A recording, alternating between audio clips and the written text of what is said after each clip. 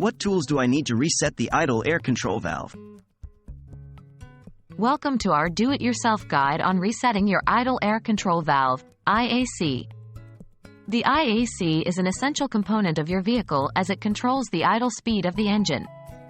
If your car is experiencing a rough idle or stalling at traffic lights, it might be time to reset your IAC valve. Remember, safety is always first, so make sure you're working in a secure environment and you have the necessary safety gear on. What do you need?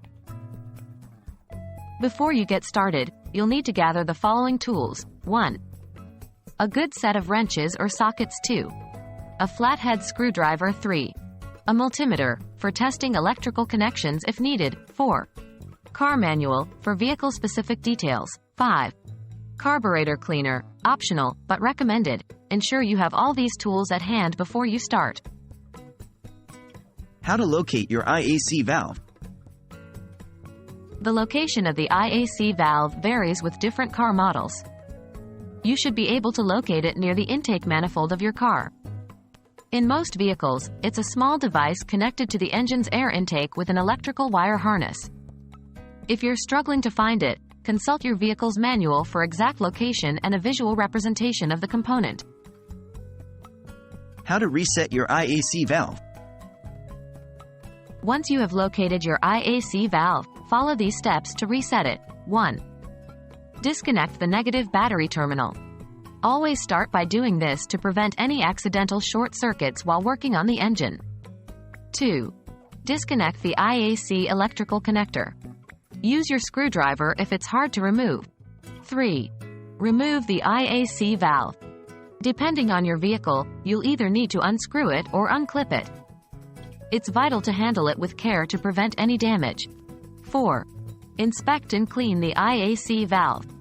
If you notice a lot of carbon buildup, use your carburetor cleaner to clean it thoroughly. Ensure that the valve and the opening where the valve sits are clean. 5. Reinstall the IAC valve. Screw or clip it back in place and ensure it's fitted correctly. 6. Reconnect the IAC electrical connector and the negative battery terminal. Remember, the process might vary slightly depending on your vehicle model. So, it's always a good idea to refer to your vehicle's manual.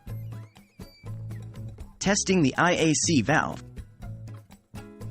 After resetting, it's crucial to test the IAC valve.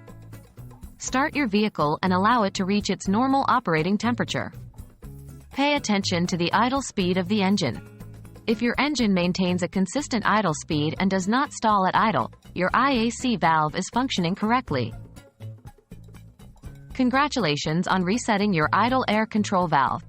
We hope this guide was helpful.